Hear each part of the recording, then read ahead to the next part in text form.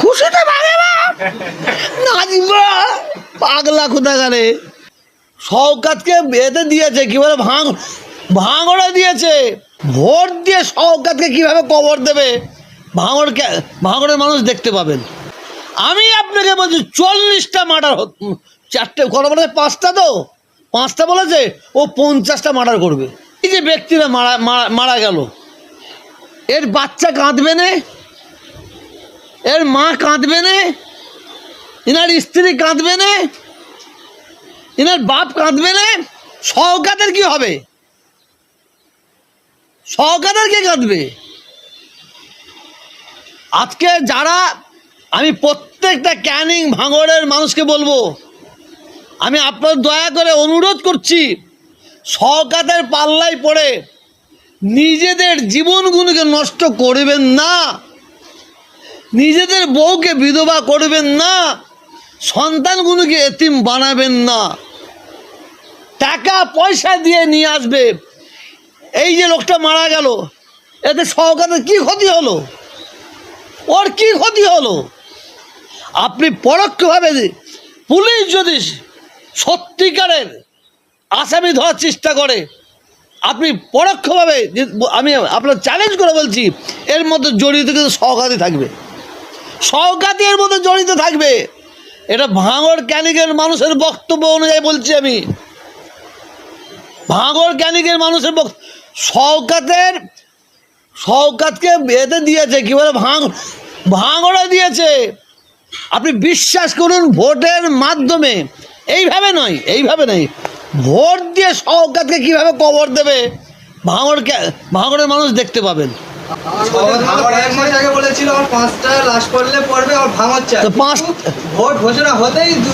হয়ে গেছে, এখন একটা পাওয়া যাচ্ছে, আর 4টে বাকি আছে। আমি আপনাকে বলছি 40টা মার্ডার, 4টে কথা বলেছে, 5টা তো 5টা বলেছে, ও 50টা মার্ডার করবে। ভাঙড় ক্যানিংয়ের মানুষ বলছে হুজুর, ও 5টা বলেছে 50টা মার্ডার করবে। কিন্তু জনগণ শওকতকে চায় না, শওকতকে চায় না। আর শওকতের ওপরে আমার দাদা হুজুর কেবলার অভিশাপ বদ্দুয়া আছে, 5 হুজুর কেবলার অভিশাপ বদ্দুয়া আছে, ছোট হুজুর কেবলাকে অমিত শাহ বলেছে। ভাঙড় ক্যানিংয়ের মানুষ ওতে ঘরে ক্ষমা করবে না, ওতে ঘরে ক্ষমা করবে না, এটা বলতে পারি। আপনি বলছেন ওকে চাইবে না, ও টিকিট পায়নি বলে ভাঙড়ে শওকত মোল্লা বিভিন্ন জায়গায় টায়ার আগুন লেগে বিক্ষোভ করে। ওটা ও তো করিয়েছে।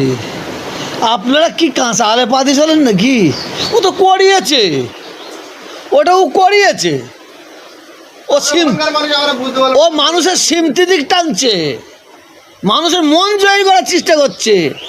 আবার বেশি করে অভিষেক ব্যানার্জি আর মমতা ব্যানার্জির মন জয় করার চেষ্টা করছে।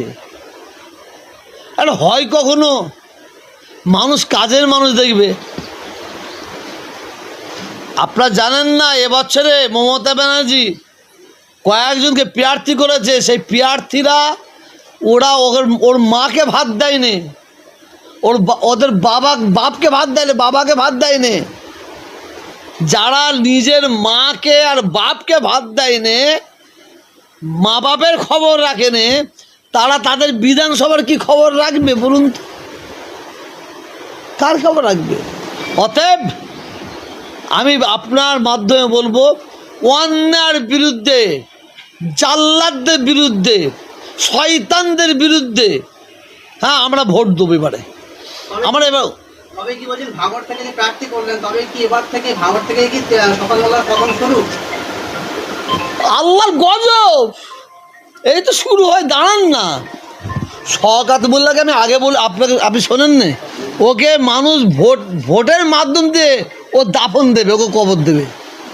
আপনি বলেছিলেন যে আমার বংশ থেকে কেউ রাজনীতি করুক, সেটা আমরা চাই না, দাদা হুজুর করেননি। তো আস্তে আস্তে আপনার বংশ থেকে রাজনীতিতে যাওয়ার লোক সংখ্যা বাড়ছে। কাশেম সিদ্দিকী আমডাঙ্গা থেকে তিনি তৃণমূলের প্রার্থী হয়েছেন, যে তৃণমূলকে তিনি বলেছিলেন যে তৃণমূল কেউ মারা গেলে তার ঠ্যাং ধরে নামান্নে ফেলে দেওয়া। কেন ওই পাগলটার কথা বলছেন? পাগল পাগল, ওর সম্পর্কে জানতে হয়, বাপের কাছে চলে যান। ওর সম্পর্কেই জানতে হয়, ওর বাপের কাছে চলে যান, আমার কাছে আর নেবেন না। আপনিও তো তার বাবা।